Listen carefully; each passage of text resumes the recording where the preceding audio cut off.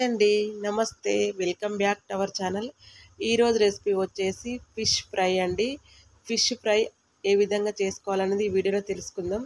Fish fry అందరికీ వచ్చండి. కానీ వేసే మసాలాలో తేడా ఉంటుంది. ఒక్కొక్కరు కొన్ని మసాలాలు వేసి వండుతారు కదా! ఇంకా నేను ఏ విధంగా వండుతానన్నది ఇప్పుడు చూద్దాం. చాలా సింపుల్‌గానండి. ఇప్పుడు ఫిష్ ఫ్రై చేసుకోవడానికి ఒక 4 కరివేపాకు రెబ్బలను ఇలా కడిగి మిక్సీ జార్‌లో వేసుకున్నాను. ఒక 10 పచ్చిమిర్చిని కడిగి మిక్సీ జార్‌లో వేసుకున్నాను. పచ్చిమిర్చి, కరివేపాకు మిక్సీలో వేసుకోవాలి. ఇలా చేసుకొని చూడండి, టేస్టీగా ఉంటుందండి. ఇంకా అందరం చేస్తాము. ఒకసారి ఇలా కూడా ట్రై చేయండి ఫిష్ ఫ్రై అనేది. ఇప్పుడు పచ్చిమిర్చి, కరివేపాకు మిక్సీలో వేసుకున్నాను కదా! ఇప్పుడు ఇందులోకి మనము అల్లం వెల్లుల్లి పేస్ట్ వేసుకుందామండి. మీ దగ్గర అల్లం ముక్కలు, వెల్లుల్లి ముక్కలు ఫ్రెష్‌గా ఉంటే అవి కూడా వేసుకోవచ్చు. నేను ఇక్కడ అల్లం వెల్లుల్లి పేస్ట్ వేశాను. 1 ½ టేబుల్ స్పూన్ వేసుకున్నానండి. మిక్సీ జార్‌లో వేసుకోండి. మీరు అల్లం అయినా వేసుకోవచ్చు. ఇక్కడ నేను నిమ్మకాయ పిండుతున్నాను. ఇందులోనే ఒక నిమ్మకాయని పిండుకోండి.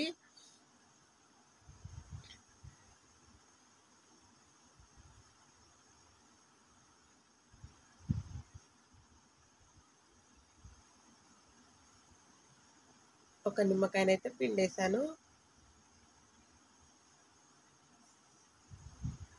ఇప్పుడు ఇందులోకి గరం మసాలా వేసుకుంటున్నానండి. గరం మసాలా 1/2 టేబుల్ స్పూన్ వేసుకోండి, సరిపోతుంది. వేయించిన ధనియాల పొడి 1 టేబుల్ స్పూన్ వేసుకున్నాను. రుచికి తగినంత కారం, టేబుల్ స్పూన్ కారం వేసుకున్నాను. టేబుల్ స్పూన్ కొంచెం ఎక్కువ వేసుకున్నానండి. రుచికి తగినంత సాల్ట్, కొన్ని నీళ్ళు వేసి మెత్తగా గ్రైండ్ చేసుకోండి. ఇందులోనే పసుపు కూడా వేసుకున్నాను. పసుపు వేసుకొని ఇంకా నీళ్ళు వేసుకొని మెత్తగా ఈ విధంగా గ్రైండ్ చేసుకోండి. ఈ విధంగా గ్రైండ్ చేసేసుకున్నది ఒక బౌల్లోకి తీసుకొని ఇందులోకి టేబుల్ స్పూన్ మైదా పిండి వేసుకోండి. టేబుల్ స్పూన్ మైదా పిండి, టేబుల్ స్పూన్ కార్న్ ఫ్లోర్. మీరు కార్న్ ఫ్లోర్కి బదులు బియ్యం పిండి కూడా వేసుకోవచ్చండి, రైస్ ఫ్లోరు. నేనైతే కార్న్ ఫ్లోర్ వేసుకున్నాను. బియ్యం పిండి వేసుకున్నా ఏం కాదు. వేసుకొని కొంచెం కొత్తిమీర వేసుకొని ఇలా కలుపుకోండి. ఇంకా చేతితోటే కలిపేసేయండి. ఈ విధంగా మంచిగా మసాలాలన్నీ మంచిగా కలుపుకోండి.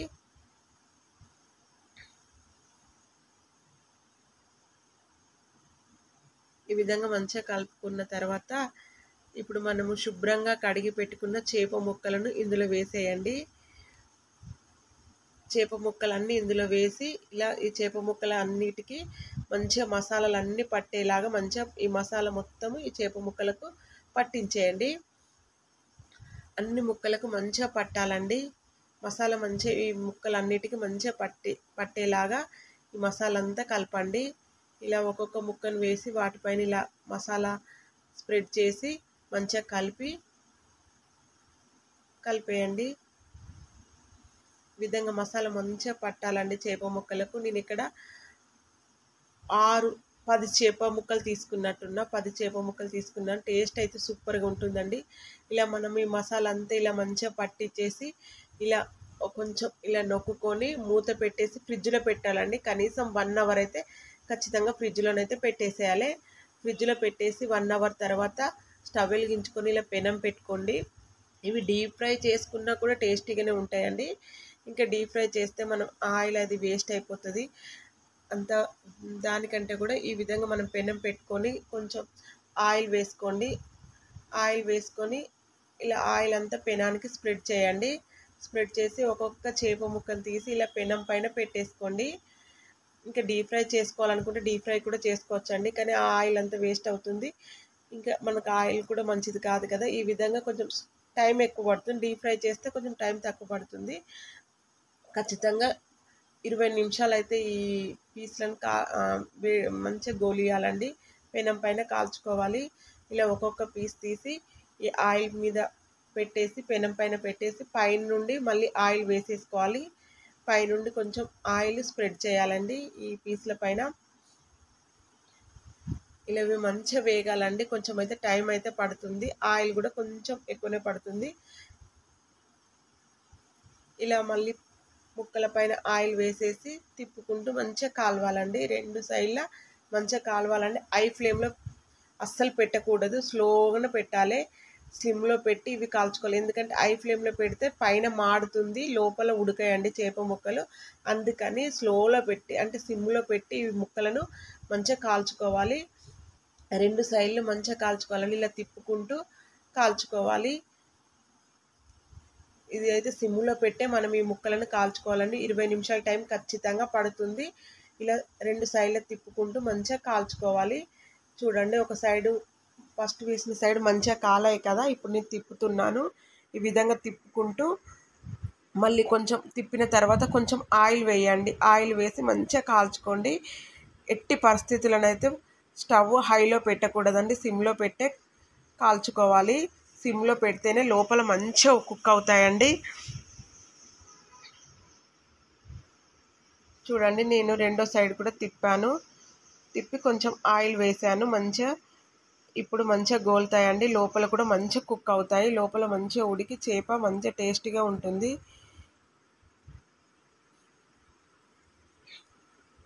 మళ్ళీ సైడ్ తిప్పేద్దాం.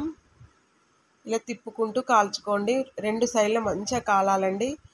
క్రిస్పీగా కాలేంత వరకు కాల్చుకోవాలి. కొంచెం టైం పడుతుంది కానీ టేస్ట్ చాలా బాగుంటుందండి. చూడండి, రెండో సైడ్ కూడా మంచిగా కాలాయి. ఇప్పుడు మళ్ళీ కొంచెం ఆయిల్ వేసేసి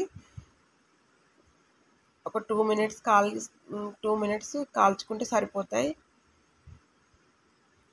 చూడండి, చాలా బాగా కాలాయి కదా. ఇంక ఇప్పుడు మనం ఒక్కొక్క పీస్ని తీసుకొని ప్లేట్లో పెట్టేసుకోవడమే. చాలా టేస్టీగా ఉంటాయండి ఇలా చేసుకుంటే. ఇవి పప్పుచారులోకి కానీ టమాటా చారులోకి కానీ చేసుకొని ఇలా చేసుకుంటే సూపర్గా ఉంటాయి. ఇలానే మనం అన్నీ చేసేసుకుంటే సరిపోతాయండి.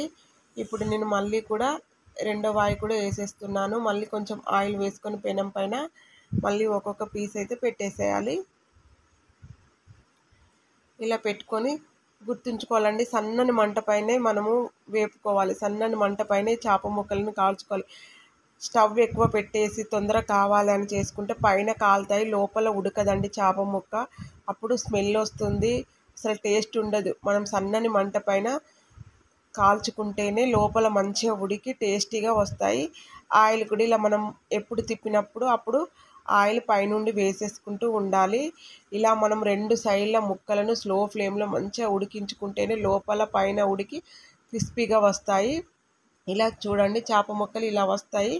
వీటిని మనం సాంబార్లోకి కానీ పప్పుచారులోకి కానీ టమాటా చారులోకి కానీ సైడ్కి పెట్టుకొని తింటే సూపర్ టేస్టీగా ఉంటాయండి. ఈ విధంగా ఒకసారి ట్రై చేయండి.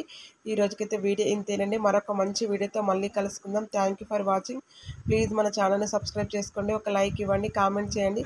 సబ్స్క్రైబ్ చేసుకున్న వారందరికీ పేరు పేరున మనస్ఫూర్తిగా ధన్యవాదాలండి.